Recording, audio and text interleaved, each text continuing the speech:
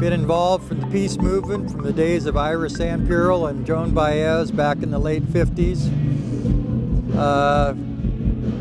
Marched on peace marches. I've been an anti-nuclear activist, a statewide preparer for nonviolent action for many of the major protests against nuclear weaponry or nuclear war.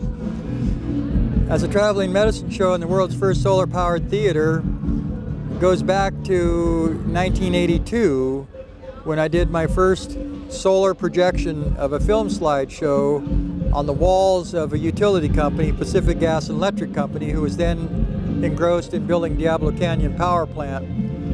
And I showed a film slide of Children of Hiroshima, which showed the art and all of the kids that survived Hiroshima and the devastation they saw, to show the connection between nuclear power and nuclear weaponry, that it all feeds together. I mean, the nuclear industry was brought about for the need for plutonium to make more weapons, and then the peaceful atom. So being an anti-war activist the majority of my life, having worked with the Native Americans from 1980 on, or late 70s when we got involved with Diablo Canyon, working with the American Indian movement, I was able to speak with elders that from the different tribes, Navajo tribe in particular, from the uranium mining that was going on, and talk with the actual people that had cancer from being forced to work in Kerr-McGee's mines.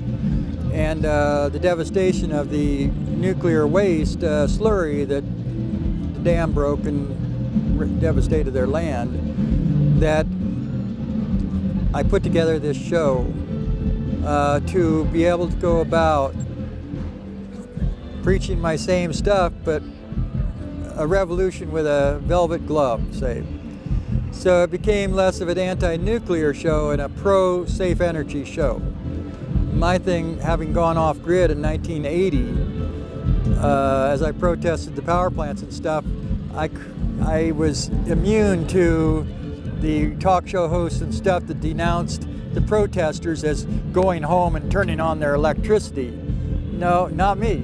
I wasn't involved anymore with that. When I turned my back on King Kong, which is coal, nuclear, gas, or coal, oil, nuclear, and gas, King Kong, when I turned my back on that, I said enough was enough, and I went off grid in 1980, 2 years after the first solar panels were made. Having been a safe energy advocate for 40-some years or so, shutting down hearings, going to hearings, whatever, having my testimony being effective enough that Environmental Protection Agency would come out weeks after my statement and verify that what I said was true, that I'm hoping to show people how to go to city council meetings with the use of a camera on my phone or whatever, to show how you stand up and talk to these people.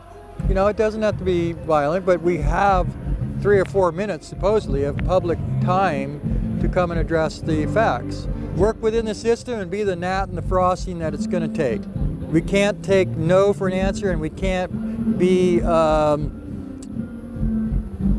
quiet about it. We have to have enough, well, the esteem and everything that when they try to bulldoze you for your beliefs, you just have to stand strong. I think like, what was it?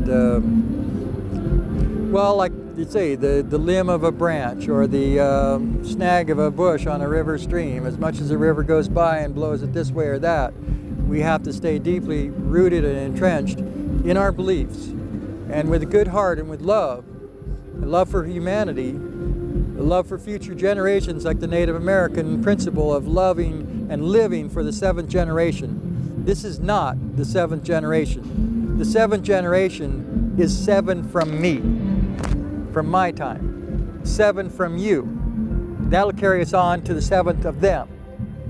We don't have to think of Mayan calendar, we don't have to think of the world at end. It's always for the 7th generation, if we can live for those in the future that we don't even know of.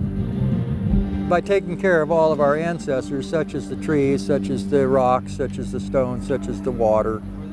And that's the way I try to live.